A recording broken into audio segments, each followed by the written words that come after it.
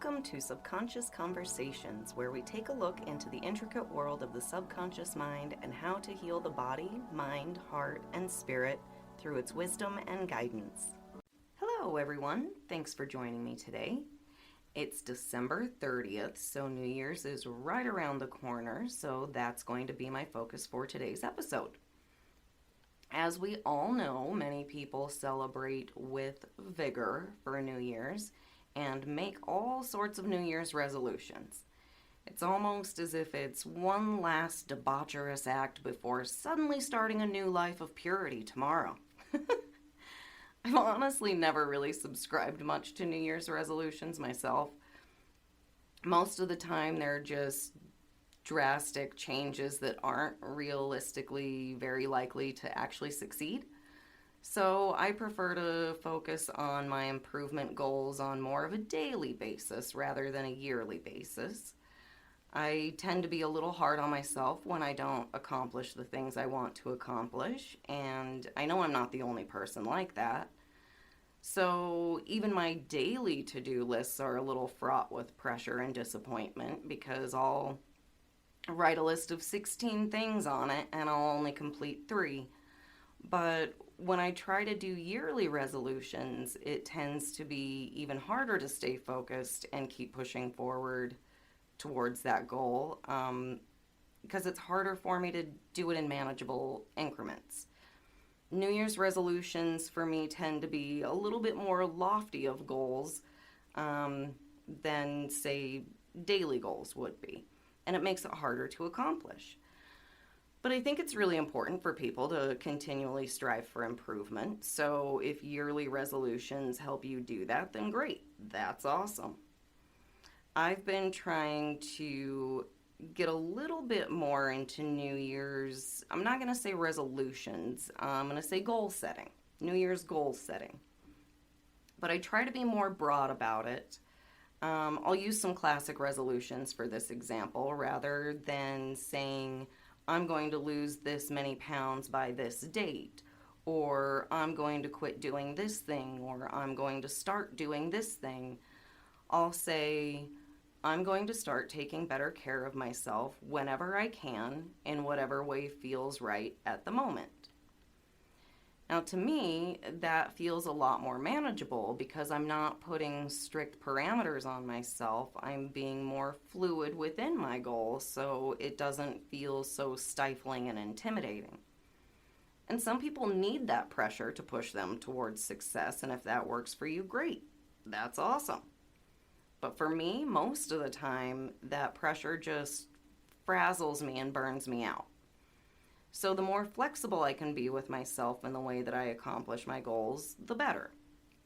So for me, if I say I'm going to lose this many pounds by this date, I'm going to feel pressured to get into a strict and vigorous exercise routine and eat perfectly every single day. And if I fail to keep up with that routine, I'll be very disappointed with myself. But if I simply say, I'm going to start taking better care of myself whenever I can, in whatever way feels right at the moment, then I can feel like I'm winning each time I make a better, healthier decision that improves my health in any way, shape, or form. So by doing that, I start stacking up wins left and right, which makes me feel more motivated, which increases the frequency and variety of good choices that I make. And before you know it, I've benefited myself in many different ways, not just my physical weight. But that's just what works for me personally. For a little while, I started doing that on a daily basis as well. I would start the day by writing a short list of very basic but impactful improvements that I wanted to make during the day, like, today I will be kind and compassionate to everyone I encounter. Today I will practice self-love and give my body what it needs. Today I will be grateful for everything in my life. Today I will graciously assert my boundaries if I have to. Today I will show myself compassion and forgive myself for not being perfect. Things of that nature. And it wasn't a hard set list of specific things that I was going to get done by a certain time, just simple things to focus on to improve the way that I interact with myself and the world around me. And that really helped a lot. It gave me a positive aspiration for the day without adding any extra pressure. And then, if I find myself going through the day feeling judgmental about a situation or being harsh on myself over something, I simply take a breath and remember, oh yeah, I'm trying not to do this today. Let that feeling or reaction go, recognize it, but then let it go. It's not about being perfect right out of the gate. It's about allowing yourself to notice your reactions or behaviors and then making the conscious choice to redirect to a more positive response. And that's a learning curve for a lot of people.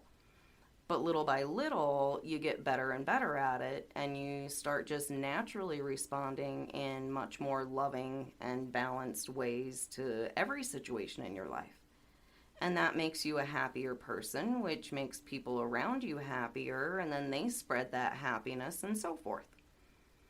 But it's so easy to get caught up in hectic lifestyles and lose sight of the benefit of conscious compassion for oneself and others.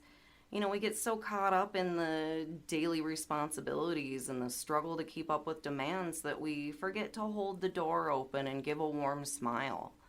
We don't take the time to help someone struggling with something because we're on a deadline of some sort. We forget to take care of ourselves because we're too busy taking care of others. And in my opinion, when your stressors are daily, you should also focus daily on ways to improve the ways that you show up for yourself and others amidst those pressures. For me, yearly goals just don't cut it. If my goal is yearly but my stressors are daily, I will very quickly lose sight of the goal line. Now, I'm not trying to tell you that you have to follow this pattern. Do whatever works for you. I'm just simply sharing some things that have improved my life when the typical New Year's resolution model just made me feel more like a failure. There's a certain amount of pressure this time of year to think about and start acting upon ways to improve your life. So I'm just kind of trying to share what has and hasn't worked for me, just in case anyone else out there can benefit from a shift in focus. Now, for me, I started doing these daily improvement lists, and it didn't actually last that long because my dogs ate the journal that I was using. But I am going to start it up again because it really was very helpful. It might sound so simple or silly to some people, but it really helped me keep a positive focus. And the more you focus on positivity, the more of it you start to see, and the more positive you feel. Something so simple can really go a long way to retraining your mind to think in a more positive way, and you'll begin to experience life in a more positive way. So starting that journal again will be how I do my daily improvement focus for the year. But even though the traditional idea of New Year's resolutions doesn't really tend to work for me, I do want to set a yearly improvement focus as well. And the theme that has been very dominant for me lately is stability and freedom. That's what I desire the most in my life right now. So that will be my focus for this year. And I'm not going to get in, any specific details about exactly how I have to work towards that or any specific timeline. But I'm going to be focused on taking advantage of any opportunity that I can to increase my sense of stability and freedom, whatever that looks like and feels like to me in that moment. And if at the end of the year I have in any way, shape, or form improved my sense of stability and freedom, I will call it a success. Now, I do want to go on a side rant here and talk about self-love and self-care. We are fairly conditioned by our society to feel kind of a sense of shame over those things. We're conditioned to think that if we truly love ourselves and give ourselves what we need to thrive, that somehow that makes us conceited or selfish. But that couldn't be further from the truth. And this is one thing that I'm really trying to learn myself right now. It is not conceited to truly love yourself. In fact, to quote a line from a Demi Lovato song, why am I always looking for a ride or die? Because mine is the only heart I'm going to have for life. And I'll be honest, I don't really listen to Demi Lovato's music, but I did hear that song one day, and that line in particular hit me really hard. Because that's one of life's harsh lessons that I've learned the hard way, is that nothing is permanent. You yourself are the only thing you truly have in this world. It sounds really sad, lonely, and harsh, I know, but it's true. Everyone else and everything else can go away in a second. You are the only thing that you truly have in this world. So gosh dang it, you better love yourself and take the best care of yourself that you can. It's not conceited to love yourself. In fact, your life depends on it. And it's not selfish to take care of yourself and give yourself what you need to thrive.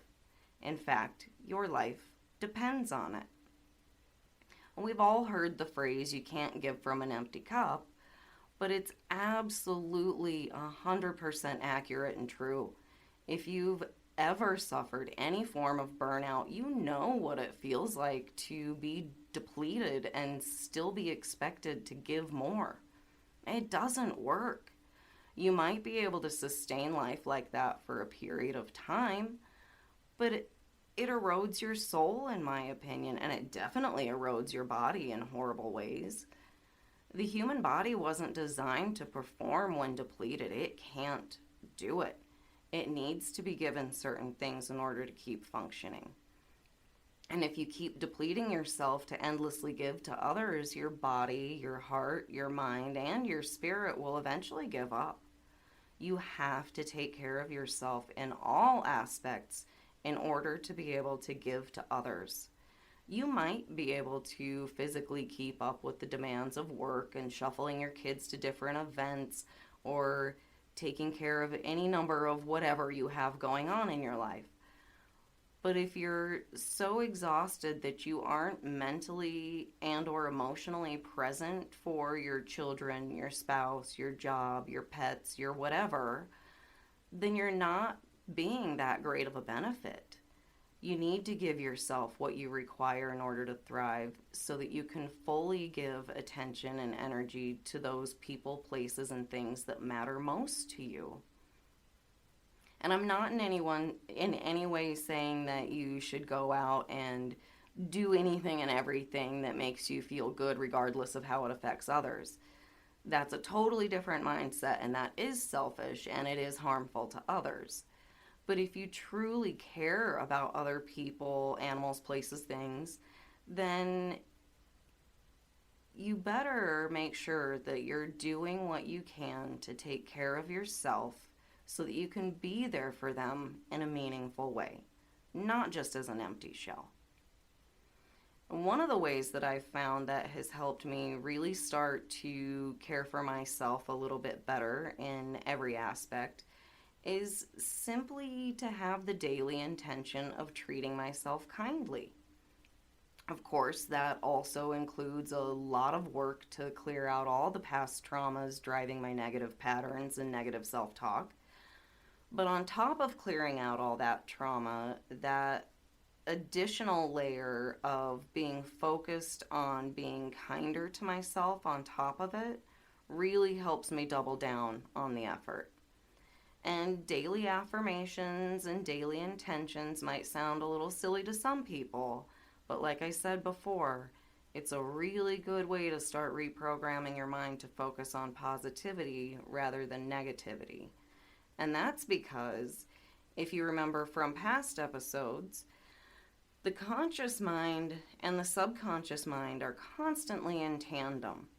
So the more you can have the conscious focus on being kinder to yourself in every way, the more that message gets sent from the conscious mind to the subconscious mind.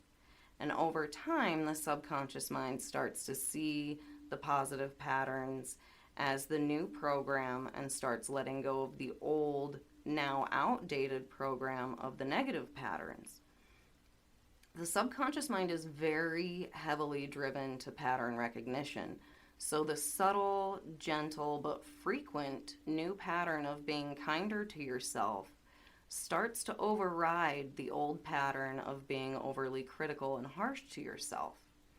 And when you can shift your perspective on that deep of a level, you really do change your perspective on life in many wonderful ways.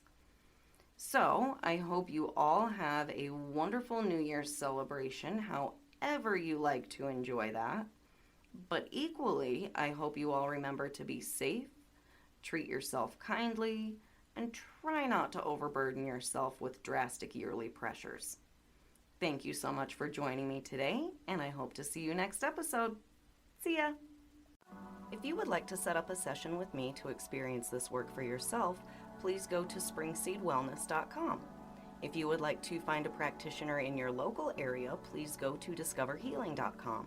And please always feel free to reach out with any questions or specific topics you would like me to address. See you next episode.